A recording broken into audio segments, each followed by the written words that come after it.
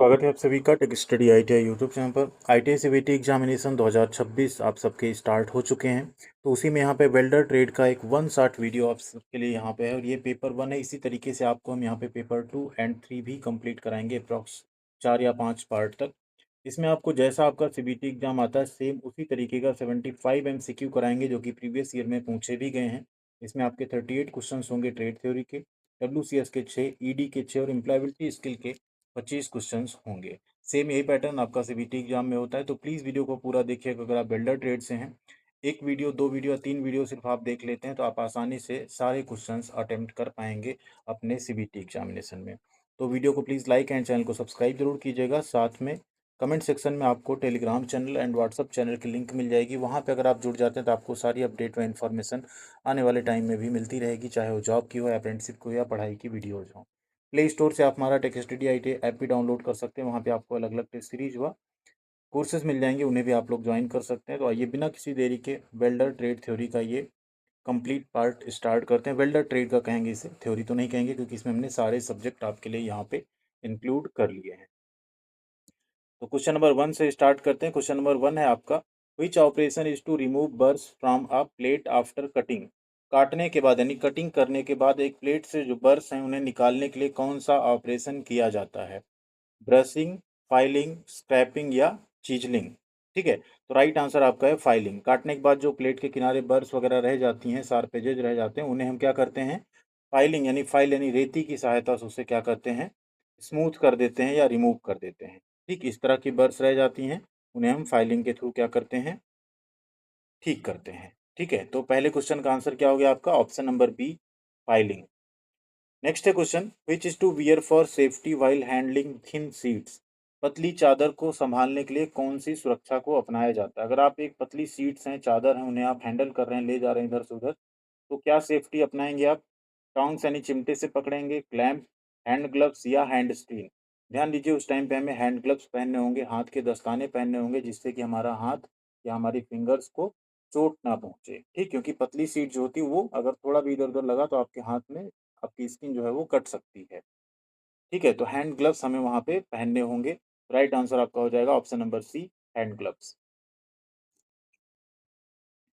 Question number 3 है, which of the following injury is common in gas welding. निम्नलिखित में से कौन सी चोट गैस वेल्डिंग में आम है? इलेक्ट्रिक शॉक, अब गैस वेल्डिंग में इलेक्ट्रिक शॉक तो नहीं लगेगा। बर्न्स ड्यू टू फ्लेम यानी फ्लेम के कारण आप जल सकते हैं, क्योंकि गैस वेल्डिंग में क्या होती है? आपकी एक फ्लेम होती है। ठीक है, एक ज्वाला होती है जो जिसका टेम्परेचर भी काफ़ी हाई रहता है, आप उसी से किसी चीज़ को हीट करके वेल्ड करते हैं, तो उसके कारण से आप जो है जल सकते हैं। यानी ये आपकी एक चोट आम हो सकती है, यानी ये गैस वेल्डिंग में बहुत ही आम यानी बहुत साधारणतया होने वाली ये इंजरी है। यानी आप क्या हो सकता है? फ्लेम के कारण जल सकते हैं गैस वेल्डिंग में। ठीक, कुछ इस तरह से आप गैस वेल्डिंग कर रहे हैं, अब ये जो फ्लेम है इसके थ्रू आपका हाथ जल सकता है। ठीक, राइट आंसर हो गया आपका ऑप्शन नंबर बी। नेक्स्ट है question, what the name of blow pipe part X shown in figure. अब ये एक ब्लो पाइप है। ब्लो पाइप यानी जिसको हम लोग गैस वेल्डिंग में गैस वेल्डिंग या गैस कटिंग टॉर्च कहते हैं, उसका एक्चुअल नाम ब्लो पाइप भी होता है। ठीक, अब इसमें कह रहा है कि एक्स वाला पोर्शन क्या है? ऑक्सीजन का इनलेट है, ऑक्सीजन का कंट्रोल वाल्व है, एसिटिलीन कंट्रोल वाल्व है, या कटिंग ऑक्सीजन कंट्रोल वाल्व है। ये एक गैस कटिंग टॉर्च है। ठीक है, गैस कटिंग और गैस वेल्डिंग टॉर्च में डिफरेंस ये होता है कि इसमें एक अलग से वाल्व रहता है, जिसको हम लोग कहते हैं कटिंग ऑक्सीजन कंट्रोल वाल्व। ठीक है, क्या कहते हैं इसे? कटिंग ऑक्सीजन कंट्रोल वाल्व कुछ इस तरह से लगा होता है एडिशनली। ठीक है, यहाँ से जब आप इसे प्रेस करते हैं तो इसके थ्रू एक हाई स्पीड में ऑक्सीजन गैस आती है, और जो वहाँ पे उस टाइम पे गर्म मेटल होता है उसे ऑक्सीडाइज करके बाहर निकाल देती है, उसी के थ्रू आपकी कटिंग हो जाती है। अगला क्वेश्चन है, which cut of file has two rows of teeth cut diagonally to each other. यहाँ ये कह रहा है कि टू रोज फाइल की किस कट में दांते की दो पंक्तियां आपस में तिरछी होती हैं। दांते की दो पंक्तियां होंगी और आपस में क्या रहेंगी? तिरछी रहेंगी। उसको क्या कहेंगे? रास्प cut, double cut, curved cut या सिंगल कट। तो ऐसे फाइल को हम लोग कहते हैं डबल कट। यहाँ आप देख सकते हैं। ठीक है, ये क्या है आपकी? Single cut. इसी में आपके तिरछे दो तरह से कट गए तो क्या हो गया? Double cut. ये आपका कर्व कट, ये आपका रास्प कट। ठीक है, तो यहाँ पे राइट आंसर क्या हो गया आपका? डबल कट फाइल, कुछ इस तरह से आपको फाइल दिखेगी। Next question, what happened if bench vice is over tightened? अगर बेंच वाइस को ज्यादा टाइट, ओवर टाइट यानी कड़ा कर दिया जाए तो क्या होगा? बॉक्स नट डैमेज हो जाएगा, स्पिंडल डैमेज हो जाएगा, क्षतिग्रस्त हो जाएगा, वर्क बेंच ही डैमेज हो जाएगी, या वर्क पीस डैमेज हो जाएगा। अगर आप बेंच वाइस को ओवर टाइट करते हैं, ज़्यादा टाइट करते हैं, तो आपका जो स्पिंडल है वो डैमेज हो सकता है। ठीक है, ये होता है आपका स्पिंडल जो यहाँ पे लगा होता है, वो डैमेज हो सकता है। ठीक है, अगर आप बेंच वाइस को ओवर टाइट करते हैं उस केस में। Next question, which tool is used to open the cylinder valve? Cylinder valve, जो गैस वेल्डिंग में सिलेंडर होते हैं ऑक्सीजन के, स्टीम के, उनके वॉल्व को खोलने के लिए किस उपकरण का उपयोग किया जाता है? रेंच का, स्पिंडल की का, कटिंग प्लायर का, या एडजस्टेबल स्पैनर का? तो यहाँ पे आपका राइट आंसर है स्पिंडल की। कुछ इस तरह से स्पिंडल की आपकी दिखती है, इसी के थ्रू आप सिलेंडर के वॉल्व्स को खोलते या बंद करते हैं। अगला क्वेश्चन है, which is the treatment given to a person affected by accident on the spot? मौके पर दुर्घटना से प्रभावित व्यक्ति को कौन सा उपचार दिया जाता है? अब मौके पे दुर्घटना हुई है, उससे कोई व्यक्ति अगर प्रभावित हुआ है तो सबसे पहले उसे हम लोग क्या देते हैं? First aid. क्या देंगे? First aid. अब यहाँ पे कई ऑप्शंस हैं, जैसे second aid, first treatment, second treatment, तो आपको किस पे लगाना है टिक? फर्स्ट एड, यानी प्राथमिक चिकित्सा। डॉक्टर, एक्चुअल डॉक्टर या हॉस्पिटल तक पहुंचने से पहले जो दुर्घटना के तुरंत बाद ट्रीटमेंट दिया जाता है उसे हम लोग फर्स्ट एड कहते हैं। कुछ इस तरह के फर्स्ट एड बॉक्स होते हैं जिसमें कुछ जरूरी मेडिसिन एंड आपकी कुछ मरहम, ऑइंटमेंट एंड पट्टी, ये सब चीजें रहती हैं जिन्हें आप यूज कर सकते हैं। अगला क्वेश्चन है, which type of welding is done by a small hand weld gun with a non consumable electrode? काफी इंपॉर्टेंट क्वेश्चन है, कह रहा है कि नॉन कंज्यूमेबल यानी गैर उपभोज्य इलेक्ट्रोड के साथ किस प्रकार की वेल्डिंग एक स्मॉल हेड वेल्ड कुंड द्वारा की जाती है? ठीक, एक स्मॉल हेड हैंड वेल्ड द्वारा, हैंड वेल्ड गन रहती है, उसको यहाँ पे गन को गुण लिखा है, गन रहेगी। ठीक है, तो चार ऑप्शन हैं आपके, SMAW, GMAW, GTAW and induction welding.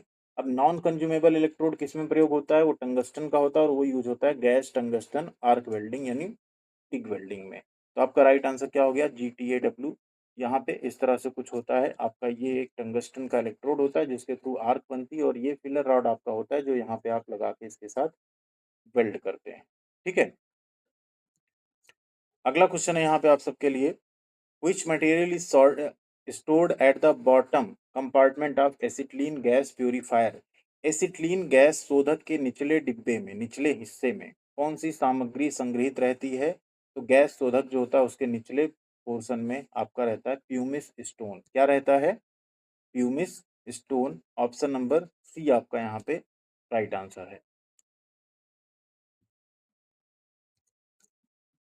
Next है question, what the purpose of providing root gap? Root gap प्रदान करने का उद्देश्य क्या है? जब भी आप कोई वेल्डिंग करते हैं, सपोज करिए आपकी दो इस तरह की प्लेट्स हैं, तो इनके बीच में आप कुछ गैप रखते हैं वेल्ड करने से पहले। ठीक है, तो वही पूछ रहा है कि उस रूट गैप को क्यों रखा जाता है?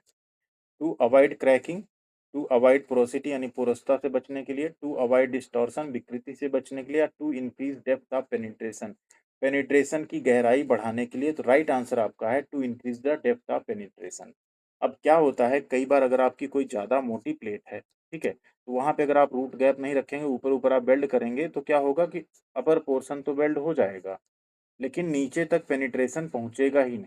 उस केस में आप या तो किनारे की अच्छी तैयारी करेंगे, रूट गैप रखेंगे, फिर आप वेल्डिंग करेंगे तो आपकी पूरी वेल्डिंग होगी। तो राइट आंसर हो गया, पेनिट्रेशन की गहराई बढ़ाने के लिए रूट गैप रखा जाता है। रूट गैप ठीक कुछ इस तरह से आप यहाँ देख सकते हैं, ये जैसे आप वेल्डिंग जब दो प्लेट्स की करते हैं ना, तो अगर बहुत ज़्यादा आप रखेंगे तो उसके थ्रू यहाँ पे पिघल के चला आएगा चीज़, ठीक, बर्न थ्रू जिसे कहते हैं।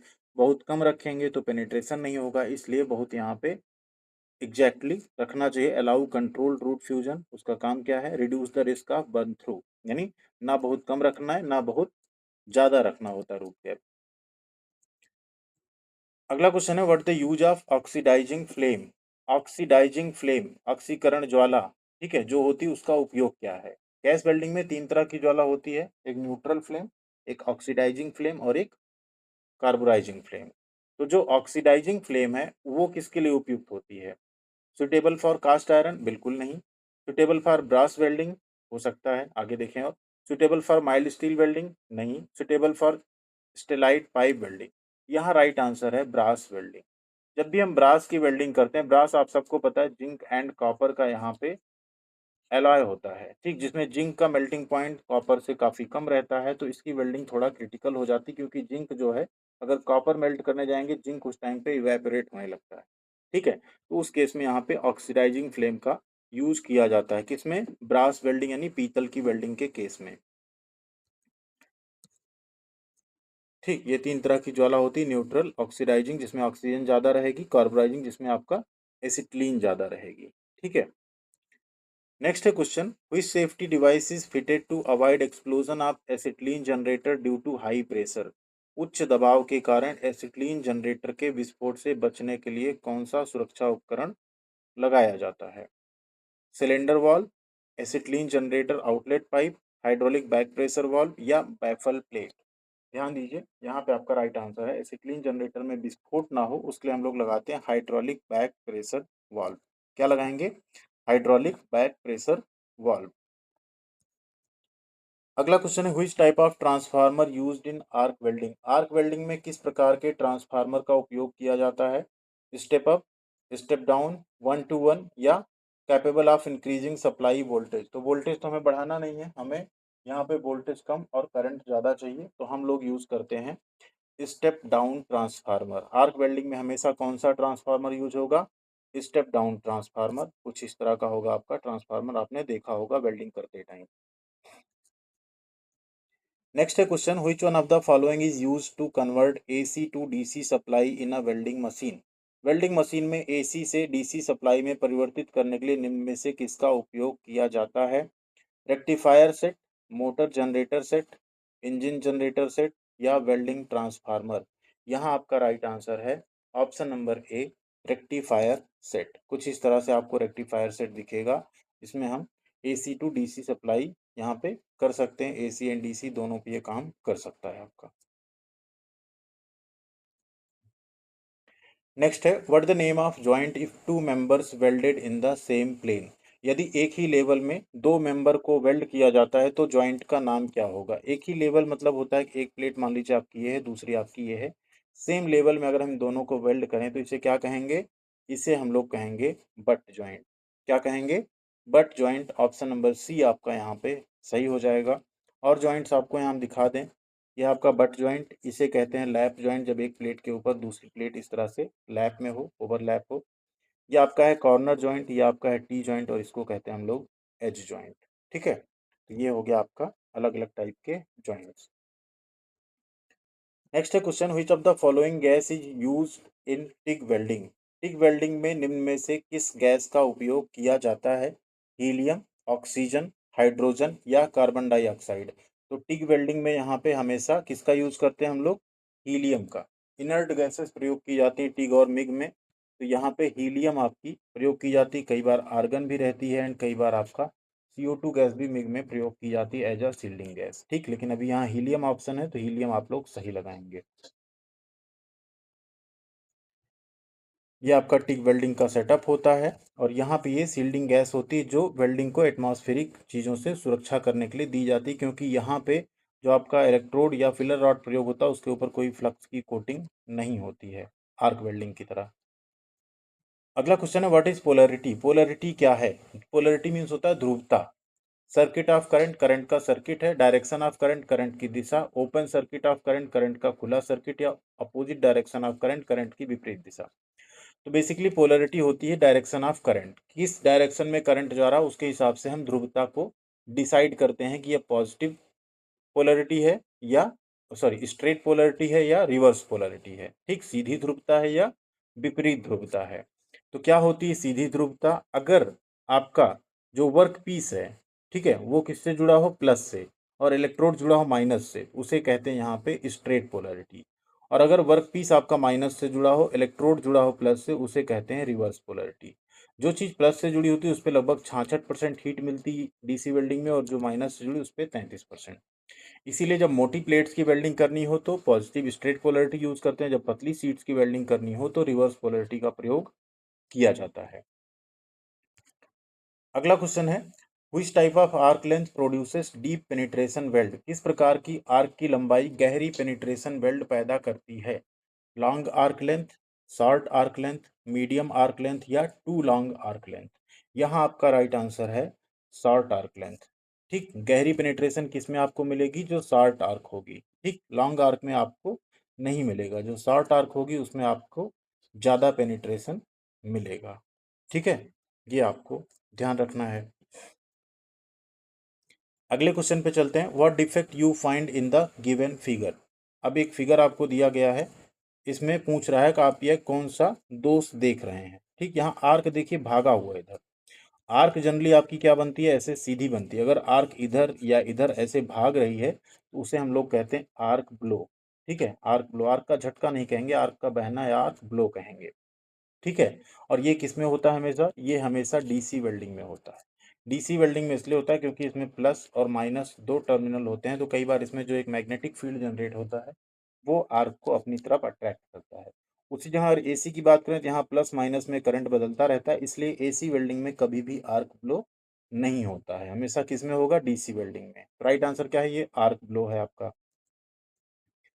अगला क्वेश्चन है, how do name the depression formed at the end of the belt? आप बेल्ट के अंत में बने डिप्रेशन का नाम कैसे देते हैं? वेल्ड के अंत में जहां आपका वेल्ड खत्म हो रहा है उसे क्या कहेंगे? क्रैक, क्रेटर, पिन होल या ब्लो होल?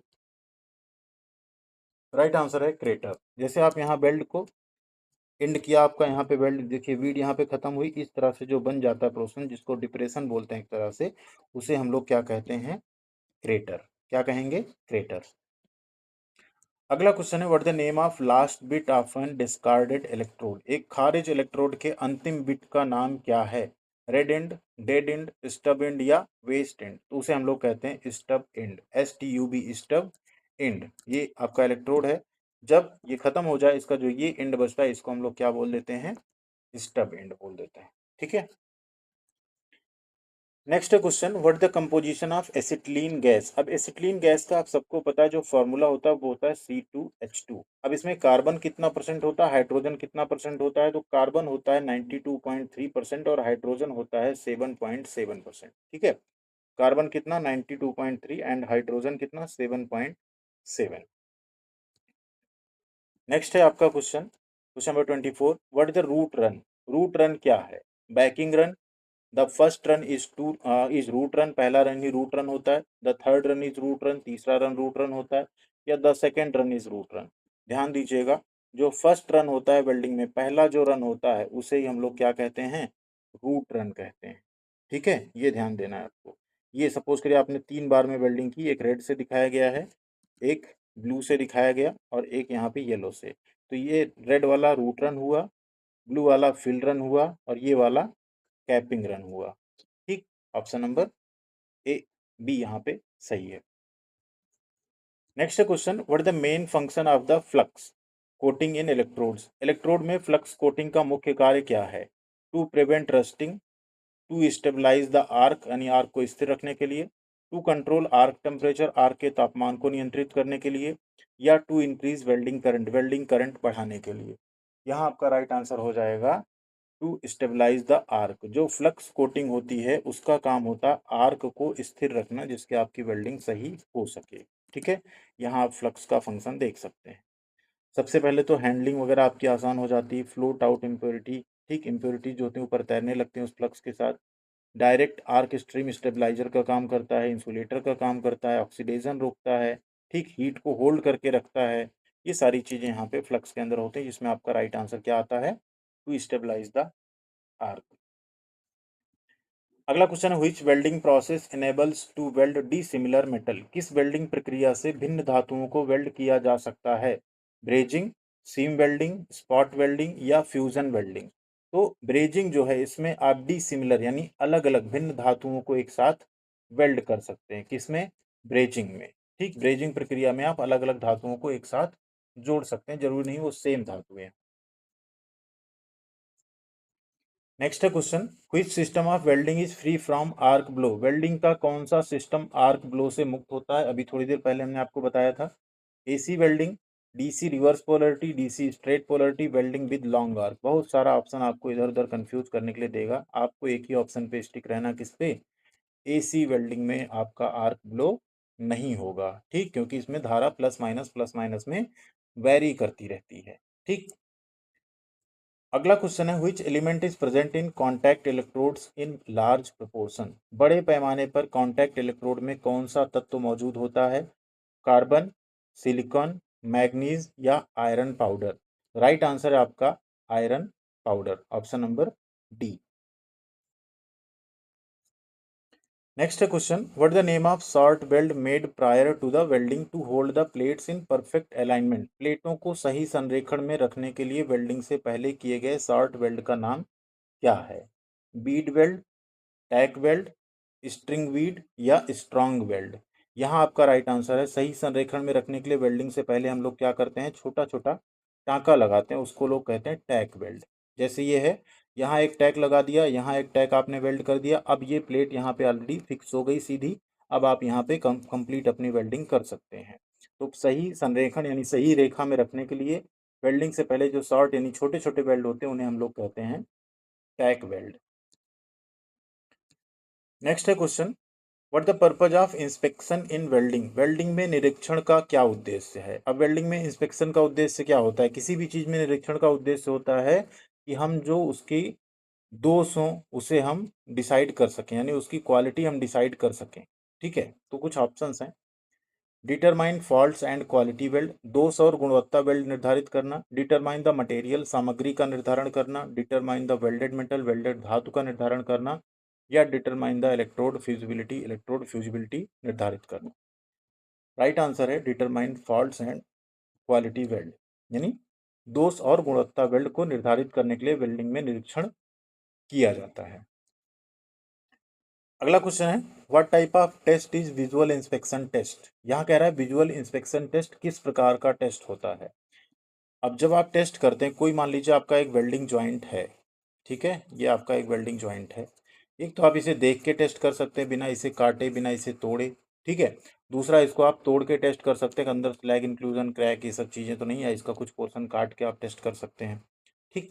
जनरली जब कई सारे छोटे छोटे छोटे छोटे पार्ट बनाए जाते हैं तो क्या होता है कि एक लॉट में ना कुछ पार्ट्स को उठा के तोड़ के उन्हें टेस्ट किया जाता है, और उससे आइडिया लगा लिया जाता है हाँ ये ठीक है तो बाकी सारे पार्ट्स भी ठीक होंगे। तो जिसमें चीज़ों को तोड़ना पड़ जाए उसे कहते हैं डिस्ट्रक्टिव टेस्ट। और विजुअल इंस्पेक्शन में क्या होगा, आप आंखों से, माइक्रोस्कोप से, या मान लीजिए आप लेंस से, मैग्नीफाइंग ग्लास से चेक करेंगे चीज़ों को, उसमें आप इसे तोड़ेंगे या काटेंगे नहीं, तो उसको कहते हैं नॉन डिस्ट्रक्टिव टेस्ट। यानी विजुअल इंस्पेक्शन किस में आएगा? एनडीटी में, नॉन डिस्ट्रक्टिव टेस्ट में आएगा, ठीक। Next question, what the name of part marked X in GMAW wire feed unit. GMAW wire feed, GMAW होती है गैस मेटल आर्क वेल्डिंग, या इसी को मिग वेल्डिंग भी कहा जाता है। इसमें ये कह रहा है कि जो वायर फीड यूनिट है, इसमें ये वाला पोर्शन क्या है। अब जीएमएडब्ल्यू में क्या होता है, जो आपका फिलर वायर होता है वो एक रील में लिपटा रहता है, और यहाँ के थ्रू वो आपकी टॉर्च में फीड होता है और ऑटोमेटिकली निकलता रहता है, आप वेल्डिंग करते रहते हैं। इसीलिए इसे सेमी ऑटोमेटिक वेल्डिंग कहते हैं, क्योंकि गन आप चलाते हैं बट फिलर वायर अपने आप फीड होता है, यानी आधा काम ऑटोमेटिक आधा काम मैनुअल, इसलिए हो गया सेमी ऑटोमेटिक। तो इस पोर्शन को हम लोग कहते हैं वायर फीड रोलर। क्या कहते हैं? Wire feed roller. ये घूमता रहता है और अपने साथ वायर को जो है फीड करता है टॉर्च में, ठीक है। तो ये हो गया आपका वायर फीड रोलर। ये यहाँ सारे पार्ट्स हैं, आप इनको देख सकते हैं। ये वायर रील होती है, ये वायर होता है, ये इनपुट गाइड होती है, ये वायर फीड रोलर्स होते हैं, ठीक है, रोल होते हैं जो चलाते रहते हैं, प्रेशर एडजस्टिंग स्क्रू होता है, और यहाँ से फिर आपका आउटपुट गाइड के थ्रू वायर निकलता है। Next question, which is the operation to relieve residual stress from the welding joint. Welding joint से अवशिष्ट तनावों को दूर करने के लिए कौन सा ऑपरेशन होता है? प्री हीटिंग, पीनिंग, ड्रिलिंग या पोस्ट हीटिंग? तो यहाँ कह रहा है कि operation to relieve residual stress. अब रेजिडुअल स्ट्रेस कब बनेगी? जब आप वेल्डिंग कर लेंगे, खूब सारी हीट वहाँ मिल गई ज्वाइंट को, तो वहाँ पे रेजिडुअल स्ट्रेस बनती है। उसे दूर करने के लिए पोस्ट हीटिंग किया जाता है। क्या करते हैं? पोस्ट हीटिंग, यानी वेल्डिंग करने के पश्चात यहाँ पे उसे हम हीट करते हैं। अगला क्वेश्चन है, what the main purpose of normalising steel. Normalising steel का मुख्य उद्देश्य, स्टील की नॉर्मलाइजिंग करने का मुख्य उद्देश्य क्या होता है? टू कंट्रोल हार्डनेस, हार्डनेस को नियंत्रित करने के लिए, टू प्रिवेंट क्रैकिंग, क्रैकिंग को रोकने के लिए, to make welding operation easier, welding operation को आसान बनाने के लिए, या to produce fine grain of uniform structure, एक समान संरचना के फाइन ग्रेन का उत्पादन करने के लिए। तो नॉर्मलाइजिंग इसीलिए की जाती है कि एक समान संरचना, एक फाइन ग्रेन बन सके। जैसे कोई भी जो मटेरियल होता है ना, उसके जो छोटे छोटे पार्ट्स, छोटे छोटे अणु कह सकते हैं, ठीक, वो क्या होते हैं, ऐसे रहते हैं। कोई बड़ा है, कोई छोटा है, कोई और छोटा है, कोई फिर मतलब सब सेम साइज में नहीं। तो फाइन ग्रेन स्ट्रक्चर एक बने आपका, उसके लिए यहाँ पे नॉर्मलाइजिंग की जाती है। ठीक है। अगला क्वेश्चन है, what are the type of joint in friction welding. Friction welding में जॉइंट के प्रकार क्या है? T joint, lap joint, butt joint या कॉर्नर जॉइंट। अब फ्रिक्शन वेल्डिंग में होता क्या है, एक इस तरह से पोर्शन है, एक इस तरह से पोर्शन है, एक यहाँ पे रोटेट हो रहा है खूब तेजी से, दूसरे को हम यहाँ ले आते हैं और यहाँ फ्रिक्शन से खूब हीट जनरेट होती है और फिर ये वेल्ड हो जाता है। तो इसमें कौन सा जॉइंट हो सकता है? सिर्फ और सिर्फ बट जॉइंट हो सकता है। आमने सामने ही आप जोड़ सकते हैं, ऐसे साइड में थोड़ी आप घिसा के जोड़ देंगे, ठीक, क्योंकि वो रोटेट हो रहा है, गोल घूम रहा है ना। तो यहाँ पे सिर्फ बट ज्वाइंट बन सकता है। फ्रिक्शन वेल्डिंग में क्या बन सकता है? सिर्फ और सिर्फ बट ज्वाइंट बन सकता है, क्योंकि इस तरह से दो चीजें आमने सामने रखी होती हैं और उन्हें जोड़ना रहता है। अगला क्वेश्चन है, what crystal rod is used in laser beam welding. Laser beam welding में किस क्रिस्टल रॉड का उपयोग किया जाता है? आयरन, रूबी, कॉपर या स्टेनलेस स्टील। राइट आंसर आपका यहाँ पे रूबी। लेजर बीम वेल्डिंग में रूबी क्रिस्टल का उपयोग यहाँ पे किया जाता है। ठीक है, राइट आंसर क्या हो गया आपका? Option number B, ruby. यहाँ आप देख सकते हैं, ये है आपका रूबी क्रिस्टल। अब ये आपके 36 क्वेश्चन हुए। नंबर 37 पे चलते हैं, खत्म होने वाला है थ्योरी का पार्ट। इसके बाद आपका मैथ और ड्राइंग स्टार्ट होगा। Which resistance welding machine is provided with an electrode in wheel shape? कौन सी वेल्डिंग मशीन में इलेक्ट्रोड व्हील के आकार में होता है? रेजिस्टेंस वेल्डिंग मशीन है, प्रतिरोध वेल्डिंग। तो प्रतिरोध वेल्डिंग में दो तरह की वेल्डिंग होती, एक तो आपका होता है स्पॉट वेल्डिंग, जिसमें जो इलेक्ट्रोड होते हैं ऐसे नुकीले होते हैं, और दूसरी होती है सीम वेल्डिंग, जिसमें इलेक्ट्रोड डिस्क के शेप में गोल गोल रहते हैं। ठीक है, तो यहाँ राइट आंसर आपका आ जाएगा सीम वेल्डिंग। व्हील के आकार के हैं सीम वेल्डिंग, नुकीले हैं तो स्पॉट वेल्डिंग। ठीक है, ये है आपका सीम वेल्डिंग। कुछ इस तरह से आपके इलेक्ट्रोड हैं जो रोटेट होते हैं और इसके बीच में जो सीट जा रही है उस पर सीम वेल्डिंग होती रहती है। लास्ट क्वेश्चन है थ्योरी का, which welding process where a nugget is formed in the weld joint. Weld joint में वेल्डिंग प्रक्रिया किस में नगेट का निर्माण करती है? Arc welding, seam welding, spot welding या परफ्यूजन वेल्डिंग। राइट आंसर आपका स्पॉट वेल्डिंग। इसमें जहाँ पे ये दोनों रहता है इलेक्ट्रोड, वहाँ एक नगेट का फॉर्मेशन होता है और वो वहाँ पे जुड़ जाता है वर्क पीस। ठीक है, तो आपका राइट आंसर हो गया स्पॉट वेल्डिंग। अब ये 38 क्वेश्चन आपके थ्योरी के कंप्लीट हुए। इसी तरह के आपके एग्जाम में भी रहेंगे 38 क्वेश्चन। आगे जैसे आप बढ़ेंगे, यहाँ से आपका स्टार्ट होता है मैथमेटिक्स, यानी WCS, जिसे कहते हैं workshop calculation and science.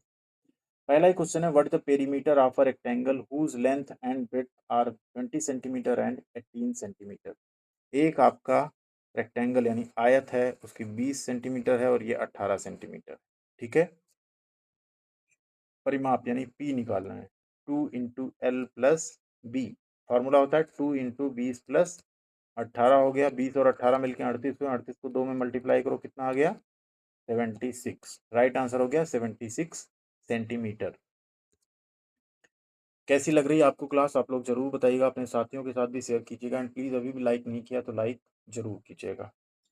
Next है question, what the side of a square whose area is 625 mm square. एक वर्ग की भुजा क्या होगी जिसका क्षेत्रफल 625 mm स्क्वायर है? अब वर्ग का जो क्षेत्रफल है वो दिया है, भुजा निकालनी है, तो क्षेत्रफल बराबर होता है भुजा का स्क्वायर। अब क्षेत्रफल दिया है 625 बराबर ए का स्क्वायर, तो एज इक्वल टू क्या हो गया? √625। बाहर आएगा क्या? 25। ठीक है, 625 का वर्गमूल कितना होता है? 25। तो वर्ग की भुजा हो गई 25 mm। अगला क्वेश्चन है, what the SI unit of heat. ऊष्मा की एसआई इकाई क्या है? Calorie, joule, centigrade heat unit या British thermal unit. Right answer आपका ऑप्शन नंबर बी, जूल।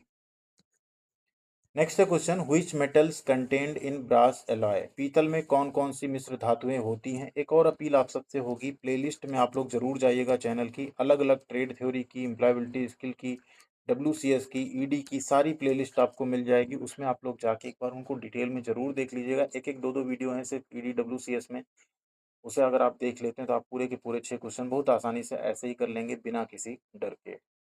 तो क्वेश्चन है, what metal contains in brass alloy, brass पीतल में कौन कौन सी मिश्र धातुएं मिली होती हैं, अभी थ्योरी में भी हमने बताया था। तो पीतल दो धातुओं की मिश्र धातु है, वो है आपकी copper and zinc. Copper and zinc, तांबा और जिंक मिलके क्या बनाते हैं, पीतल।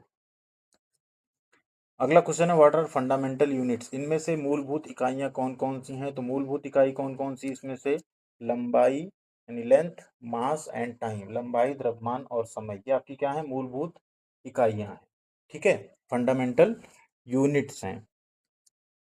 अगला क्वेश्चन है what the product of 0.003 into 0.5, बहुत अच्छा क्वेश्चन है। 0.003 इंटू 0.5 मल्टीप्लाई कर देते हैं, 5 3 जा 50, नहीं 5 या 15, 1 2 3 4, 1 2 3 4, 0.0015, कौन सा आंसर हो जाएगा आपका, 0.0015 आपका यहाँ पे राइट आंसर हो जाएगा।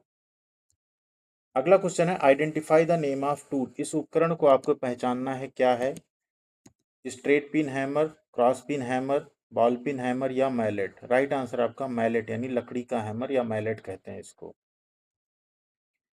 अब यहाँ से आपका स्टार्ट हो जाता है, ये आपका एक्चुअल में ड्राइंग का क्वेश्चन है, ठीक है, क्योंकि 6 ही क्वेश्चन आपके यहाँ पे मैथ्स के आएंगे, फिर 6 क्वेश्चन आपके ड्राइंग के आएंगे। तो ये आपका ड्राइंग ईडी स्टार्ट हो गया, ये मैलेट हो गया। अगला क्वेश्चन है identify the conventional symbol of this material, ऐसा आपको सिंबल दिया रहेगा, आपको बताना है किसका प्रतीक है, ग्लास का, कंक्रीट का, वुड यानी लकड़ी का या स्टील का। ये है आपका ग्लास का, option number a glass.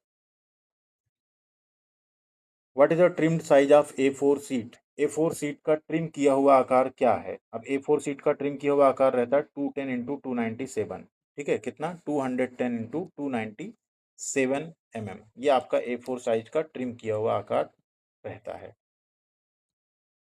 Next question, which single stroke inclined letter A is correct as पर IS स्टैंडर्ड, IS मानक के अनुसार कौन सा एकल स्ट्रोक झुका हुआ अक्षर ए सही है।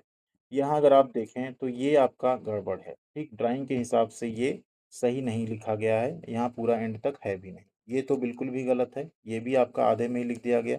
आप अगर इसे देखें तो ये आपका सिंगल स्ट्रोक इंक्लाइंड में सबसे सही लेटर लिखा गया 7:5 के रेशियो में।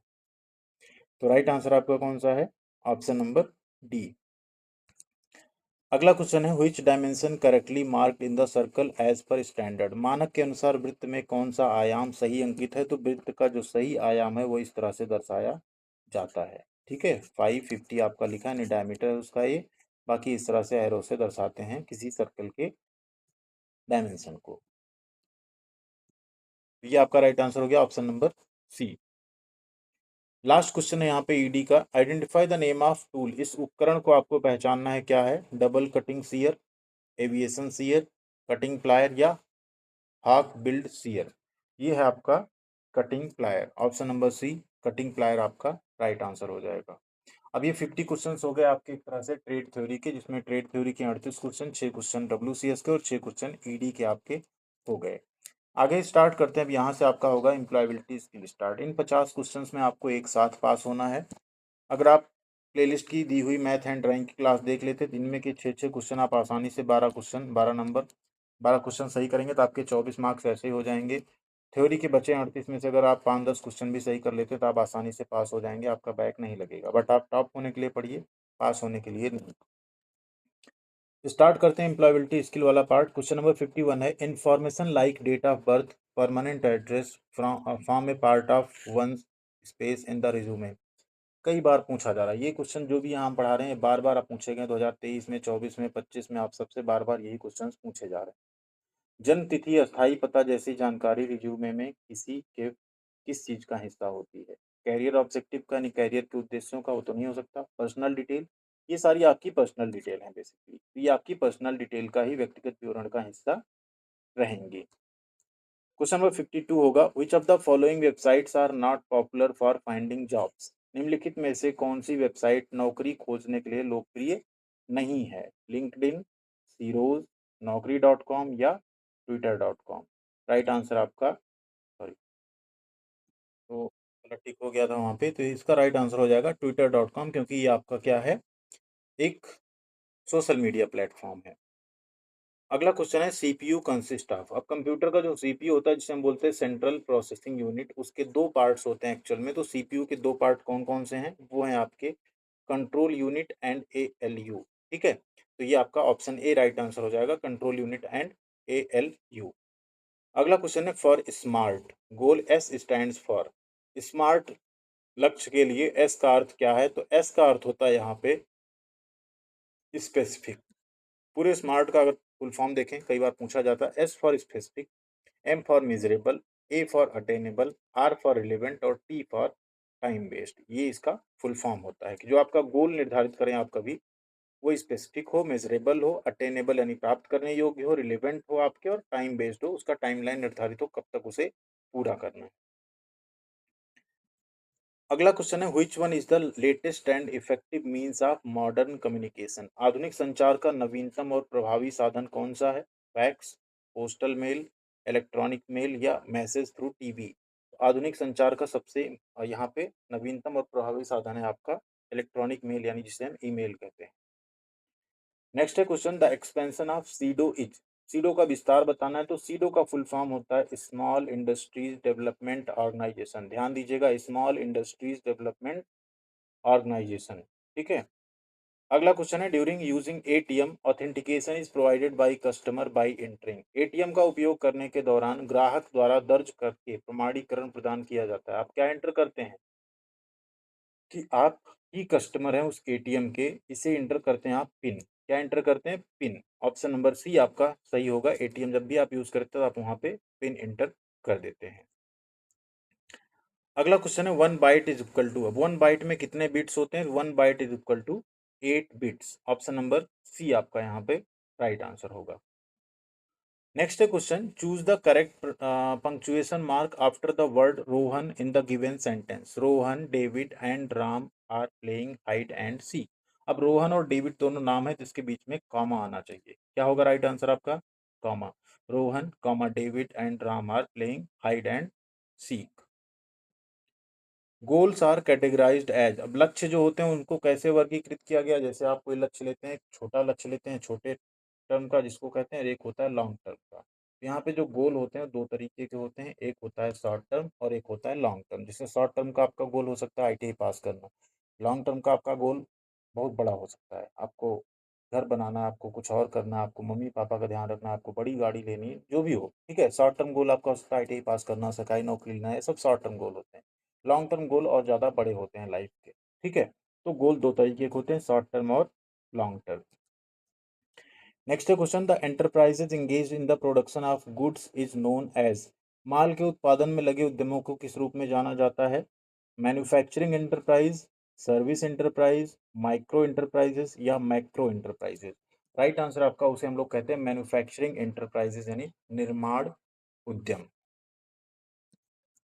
अगला क्वेश्चन है आइडेंटिफाई द ऑड वन। बहुत बार पूछा जा रहा है question. Green pollution, noise pollution, water pollution या एयर पॉल्यूशन। राइट आंसर यहाँ पे ग्रीन पॉल्यूशन, क्योंकि ग्रीन पॉल्यूशन कुछ नहीं होता है। नॉइज पॉल्यूशन, वाटर पॉल्यूशन और एयर पॉल्यूशन होते हैं। ठीक है, तो राइट आंसर आपका ऑप्शन नंबर ए है। अगला क्वेश्चन है what helps you to suggest video on YouTube. यहाँ कह रहा है कि यूट्यूब, आप जब यूट्यूब अपना ओपन करते होंगे तो आपको अलग अलग कंटेंट ऑटोमेटिकली दिखते हैं, तो वही कह रहा है कि वो कंटेंट आपको सजेस्ट कैसे होते हैं। जैसे आप आईटी की पढ़ाई की वीडियोस देख लेंगे तो आपको वही दिखेगा, आप कुछ और देख लेंगे ज़्यादा तो फिर आपको उसी टाइप के कंटेंट दिखेंगे। तो वो सजेस्ट होता है आपकी वॉच हिस्ट्री से। आप क्या देख रहे हैं उसे यूट्यूब वहाँ पे उसी के अकॉर्डिंग आपको कंटेंट जो है सजेस्ट करता रहता है। अगला क्वेश्चन है which one is an unsafe condition for work. कौन सी स्थिति काम के लिए असुरक्षित है? अनसेफ कंडीशन होता है कि उस स्थिति में अगर आप काम करेंगे दुर्घटना का खतरा बढ़ जाएगा। क्वेश्चन है oily floor, good light, proper tools या एडेक्वेट वेंटिलेशन, पर्याप्त वायु संचार। तो अगर प्रॉपर वेंटिलेशन होगा, सही उपकरण होगा, सही रोशनी होगी, तो ये तो इससे तो दुर्घटना नहीं होगी, ये तो अनसेफ नहीं है। बट अगर फ्लोर पे ऑयल गिरा हुआ है तो उससे आप स्लिप करके गिर सकते हैं, आपको चोट लग सकती है, यानी वो अनसेफ कंडीशन है। अगला क्वेश्चन है which one is a do's for interview etiquette. साक्षात्कार शिष्टाचार के लिए क्या करें कौन सा है? डूज माने होता है क्या करें और डोंट मीन्स होता है क्या ना करें। तो इंटरव्यू में क्या आपको करना चाहिए? नर्वसनेस नहीं होनी चाहिए, इनफॉर्मल ड्रेस बिल्कुल नहीं होनी चाहिए, काम अप्रोच होना चाहिए, शांत दृष्टिकोण आपका होना चाहिए इंटरव्यू देते टाइम, एक्सेसिव गेस्चर, बहुत ज्यादा हाव भाव, हाथ पैर हिलाना, ये सब आपका नहीं होना चाहिए। तो राइट आंसर आपका काम अप्रोच यानी शांत दृष्टिकोण होना चाहिए आपका इंटरव्यू देते टाइम। अगला क्वेश्चन है which among the following is not an online payment application. निम्नलिखित में से कौन सा एक ऑनलाइन भुगतान आवेदन या पेमेंट सॉरी एप्लीकेशन नहीं है। गूगल पे है, भीम यूपीआई है, बैंकिंग एप्लीकेशंस हैं, इंस्टाग्राम आपका ऑनलाइन पेमेंट एप्लीकेशन नहीं है, ये एक तरह का सोशल मीडिया एप्लीकेशन है। What is stress? तनाव क्या है? फीलिंग ऑफ जॉय, आनंद की अनुभूति, ये तो तनाव नहीं हो सकता। फीलिंग ऑफ सरप्राइज, ये भी नहीं हो सकता। फीलिंग ऑफ डिलाइट, आनंद की अनुभूति, ये भी नहीं हो सकता। फीलिंग ऑफ फ्रस्ट्रेशन या डिसअपॉइंटमेंट, निराशा या निराशा की अगर भावना आपके अंदर है, उसे हम लोग कहते हैं स्ट्रेस यानी कि तनाव। अगला क्वेश्चन है what action should be taken after getting to know customer suggestions problems. ग्राहकों के सुझावों समस्याओं को जानने के बाद क्या कार्रवाई की जानी चाहिए।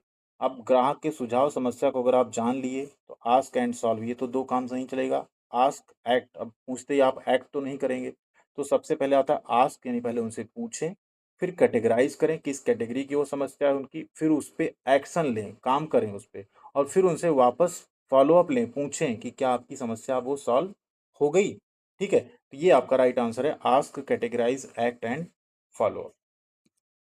क्वेश्चन नंबर 69 है रिज्यूमे शुड बी, एक बायोडेटा आपका होना चाहिए शॉर्ट एंड प्रिसाइज, संक्षिप्त और सटीक, फैंसी एंड कलरफुल, फैंसी और रंगीन, having long and detail information, लंबी और विस्तृत जानकारी होना, या हैविंग एक्रोनिम एंड एब्रिविएशन, परिवर्णी शब्द और संक्षिप्त नाम होना।